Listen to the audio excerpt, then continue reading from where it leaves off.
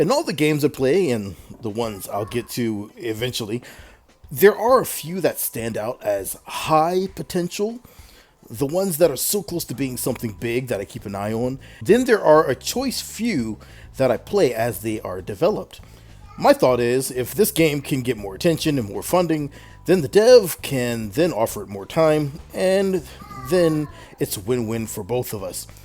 The game this time is a sci-fi one that has lore, storytelling, survival mechanics, planet and space combat, base assault and defense, base building, resource management. There is some voice acting and co-op with dedicated servers. Looking at you, Fallout 76. Planets, moons, and a freaking galaxy full of action and crashed ships ready to cannibalize. That's right, that's where I spend way more of my time than I probably should. But anyhow, do the graphics look good? Yes and no. Is the story fantastic? Yes and no. Is the PvE balanced? Yes and no. You see where this is going?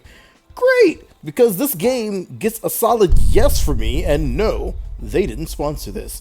Empyrion Galactic Survival is currently on sale on Steam during the summer sale. It recently dropped a massive summer update, adding in a plethora of new parts, POIs, bases, and a hover bike. Yes, a hover bike. It took over for the old motorcycle, and at first I hated it, but it actually is rather awesome now. My favorite aspects of the game are the survival mechanics and the adventure, not the lore. Sorry, I'm a game theory lover, so... Okay, anyhow, they are not overly complicated.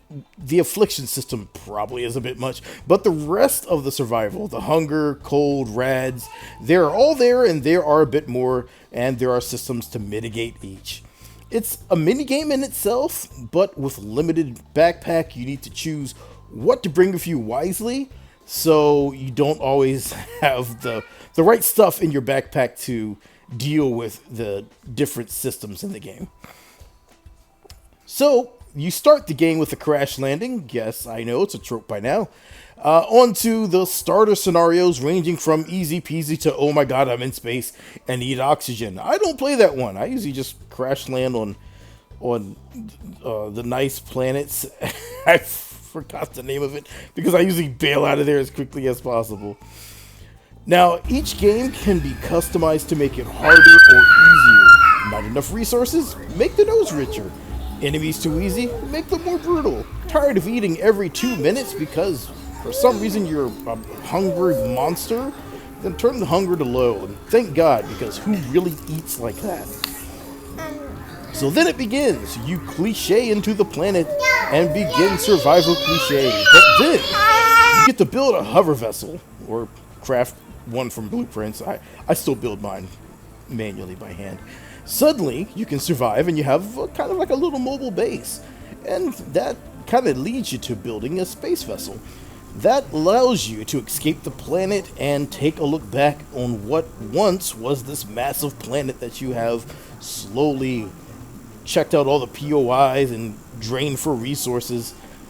And now you see that that planet is actually just a moon around another planet, and there are several moons that you can actually go to. So basically, I went through each one and just kind of pulled resources from each. They all have slightly different resources that you can put together and create a nice interplanetary craft from. Basically, I went through and I found a crashed one and I cannibalized the SV's parts because it had some pretty nice interplanetary warp drive in there and a storage for the pentaxic that you need to warp from place to place for the fuel. So without that dead craft in space, I probably wouldn't be able to do it so easy. So thank you, Crash Craft, for everything you gave. Once you are able to go into planetary, you see that, hey, that planet is literally one of the many around this sun. And from there, you get to see that you're just around a gas giant. there are some that are, planets with moons or just asteroids, destroyed planets. This is all pretty cool stuff.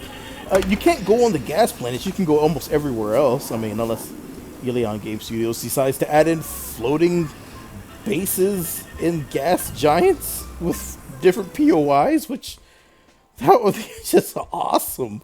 So, yeah, Elion, hopefully I'm pronouncing your name properly. You could definitely jump on that. That would be cool. So you finally master the local planets and build yourself a nice capital vessel, which, happens to be this ginormous craft that's way bigger than your SV. You can literally park your SV in the capital vessel, and it has the ability to jump between solar systems, and that's itself is just awesome because there's so many of them, and there's factions between each one, and there's so many POIs now. It's just fantastic.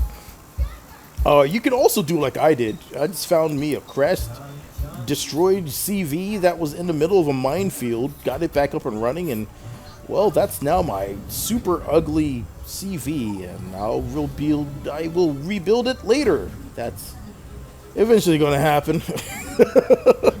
I found you can jump between these systems in the galaxy and have a wonderful adventure. There's different types of stars. I recall one time jumping and seeing like a black hole, and that terrified me because I didn't know if there was actually effects going with the black hole, and I just got out of there as quickly as possible. So yeah, there's some cool stuff going on. And then you get to the downsides of the game. All games have a downside. So what are some of the downsides? Sometimes I fall through the ground. Now, this is not something that happens as often as it used to. I used to fall through the ground, it warps you up into the air, and then it drops you back onto the ground. One time I got stuck in a loop where it was literally dropping me, and I was just going back into the hole, and then it like ejected me, and I felt like I was in Portal, and it ejected me, and I hit the ground and died, and so that was a thing that happened. It doesn't happen as much anymore. I rarely see that now. Before the summer patch, there were a ton of overpowered bases armed to the teeth, and if you wanted to, fly your SV near them, they would shoot you out of the air in like half a second and you crash to the ground. This is through shields, this is through your armor. It would literally take you out and you come crashing to the ground. It's happened way too many times, and I decided I did not like taking on bases. Apparently that's been fixed now. They've rebalanced it, but before, you just simply could not take that on. There's just too many turrets. My way to get around that during the time was to make a boring machine, dig a tunnel all the way under the base, pop out, and then take over the base by doing a massive blitz on foot, and then finding their core, take out their core, swap it out with my core, and now all the base is mine. All your base belong to us. It worked perfectly, and only a few times was it really difficult, and they'd take me out before I could manage. But as long as I would do things in a smart fashion and take my time, use cover, I could usually take the base. Now sometimes the core is hidden pretty well, so I had to go in there stockpiling meds, or just making sure that I could find enough meds on my way. There was one time I took over a base with just a handgun, and I just happened to find weapons along the way, and that worked just beautifully. Some of the rest of my qualms are just the balancing of things that are easily handled via game settings. Now, what do I love the most about the game? The game can be modded or adjusted to fit your game style. If you want a more relaxing play, then turn off base attacks, lower all the requirements for survival, and now you have a nice sci-fi Minecraft type game. Do you want a challenge? Then up all the survival requirements and have the antagonists be more aggressive. Like in my current game, I currently am not at war with anyone. Even the Xerix, they are just fine with me. I can fly around them, they can fly around me, and we are just fine with one another. We are neutral, but I haven't done much of the storyline in my current play.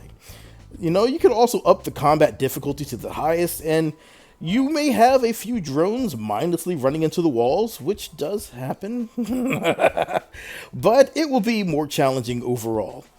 I tend to play in a more relaxing setting so I can stop away because, you know, I have two toddlers and they're both girls, and sometimes they play together just fine, other times they don't play together all so well, so we're still learning how to do that.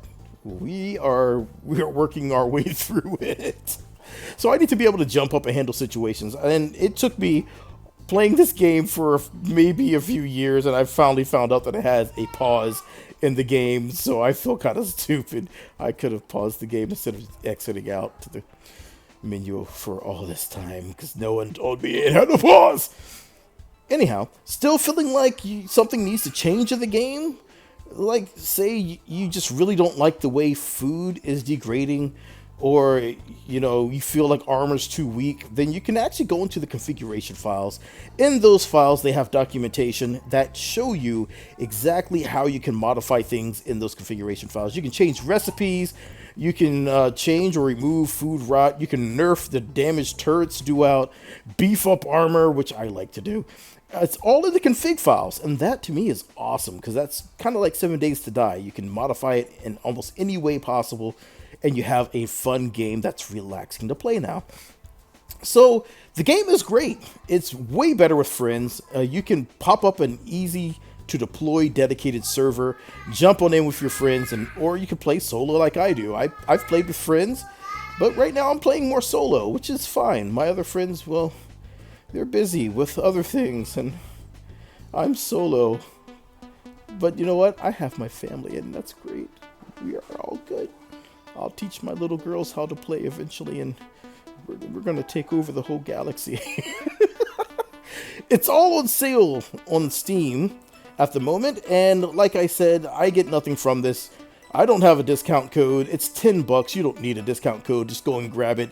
It's a great price for the game. Even when it's not on sale, it's still at a really good price. Go and pick it up. Watch out for holes in the ground, and I'll see you in the stars. And if you're feeling froggy, hey, I could pop up a dedicated server and maybe we could game together. That'd be pretty cool.